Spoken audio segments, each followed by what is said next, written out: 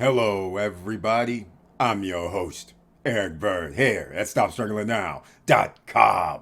And today we're talking about the Dominican Republic September 2024 tourist record. That's right, ladies and gentlemen. You have to stay tuned if you're investing, thinking about doing business, or even if you're going to be a tourist. This helps out to understand the trajectory that is happening over the last 2 or 3 years. That's right, I've been keeping track. And lucky for you, you know the numbers from the previous year to this year. September 2024. Stay tuned and welcome.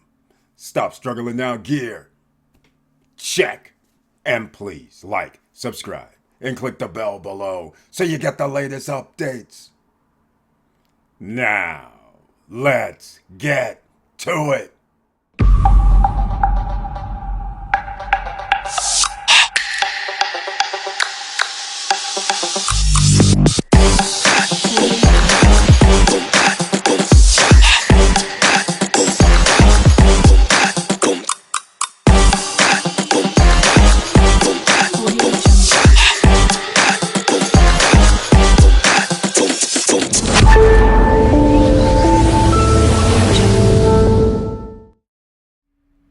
All right, welcome back, ladies and gentlemen. Thank you so much for being here. And please share the videos because you never know who's looking for this information and who doesn't know about what's happening in the Dominican Republic. So let's get into it, shall we? We're at the Stop Struggling Now YouTube podcast page. And once again, as you always know, our members over here on the right-hand side, they show a few of them, YouTube, out of courtesy. There's a join button over here if you'd like to become a member of the channel. You have special perks. As a member of the channel, and the community tab is where you receive a lot of things. Special videos specifically for you. You receive special messages specifically for you. You also receive the live stream link so you can join me on any live stream. And on Wednesday night at 8:50 p.m., only members with the icon can be in the chat room.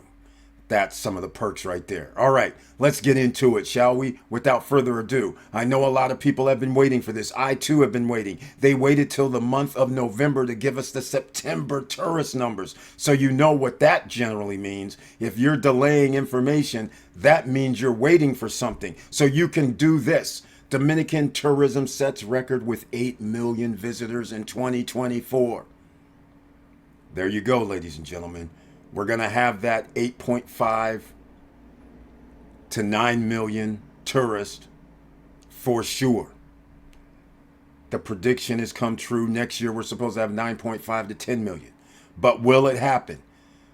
Why is it 8 million? Well, you're about to find out. Because they combine airfare and cruise lines.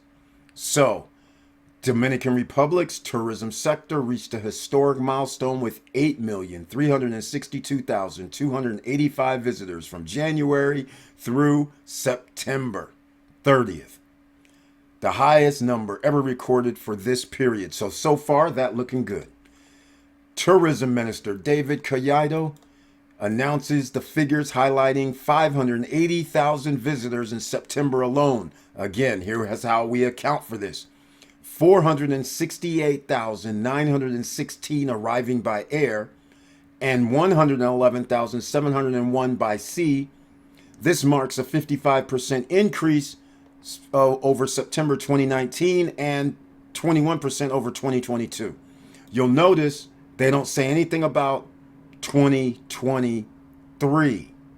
Don't worry, I'm about to show you what happened in 2023.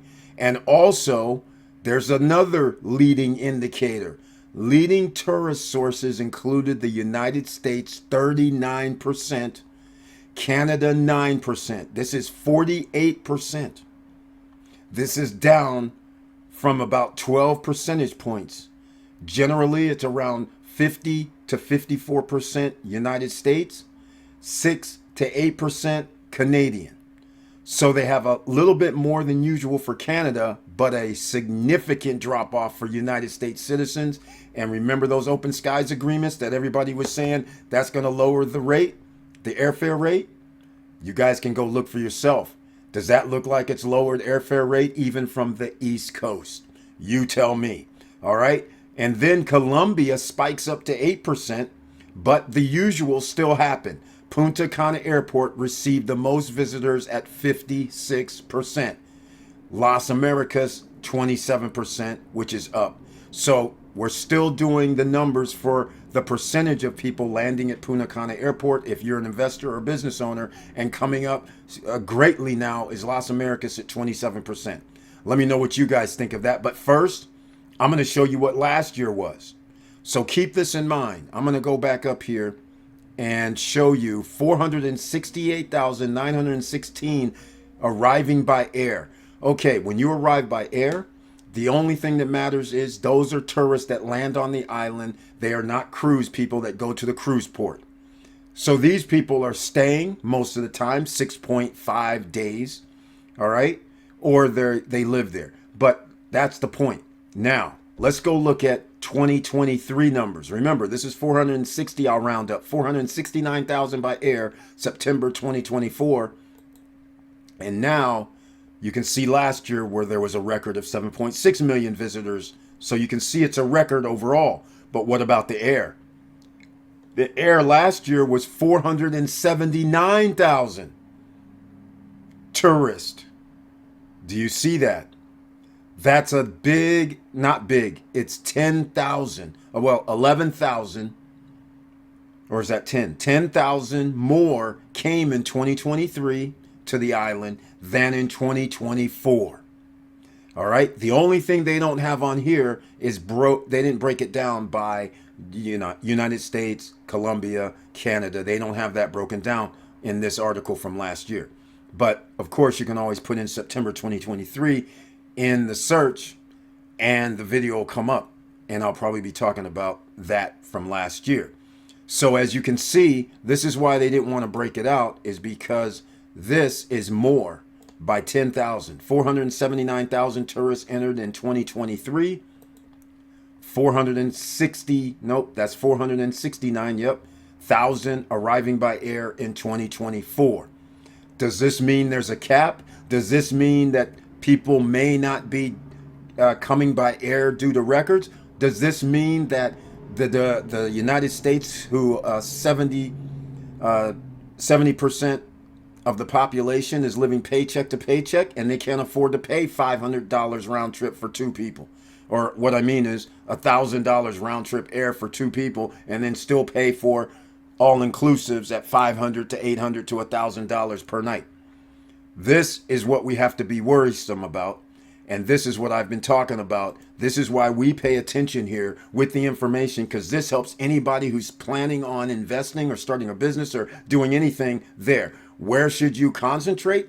Cruise port business, cruise port restaurants, knickknacks in a cruise port, because that's what they are increasing. They have about 8 cruise ports on the island. Cabo Rojo is basically, by all accounts, everybody's saying it's great, even though it's brand new. But when you get on a cruise port or on a cruise ship and get off on the cruise port, you don't stay overnight generally. So people are only off into the cruise port for 5 to 8 hours. Then they're back on the ship. So you have this one-time thing, and then sometimes you have 2 or 3 ships in the port at the same time. But once they leave, there's nobody there. You follow what I'm saying? So if you're doing business, you want to be by cruise ports, that's great. But at the same time, if you're trying to do something different, you have to be cognizant of the tourist numbers. We'll see what happens in the month of August. Yes, September is low season. Yes, October is low season. So we'll find out. November, it'll start creeping back up, or should. December starts breaking out to where we're in season. But again, we have to be cognizant of airfare prices. That open skies agreement so far is not working. I just looked at airfare. Stuff that used to be 200, 220 round trip from the East Coast, 250. They now want 350, 375, 400, depending on which airport you're leaving out of, and more. So never mind, I didn't even look at East Coast or Midwest departures like in Dallas or something, or Chi-Town. I didn't even look at LA or San Francisco. So I don't know what's happening about that. But if it costs this much to go from the East Coast, Atlanta, Miami, New York, Orlando, then that means prices have increased. And that is worrisome and bothersome.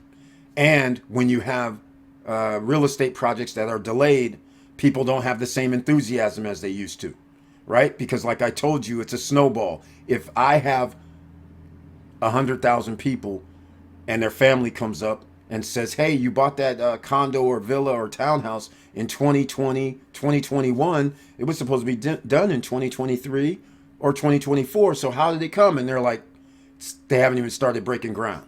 What kind of, that's not going to be good publicity. So with all that said, let me know what you think down below. Thank you for watching. Thank you for listening. And please like, subscribe, and click the bell below so you get the latest updates. And I know it's hard out here. But again, the reason why it's hard is there's a lot of things going financially around the world. So therefore, in order to stay ahead, you have to keep ahead with information. And by having the information, if you're going to invest in something, you have to study. You just can't go willy-nilly because you never know what's going to happen. And with all that said, keep your head up, keep moving, and I'm out.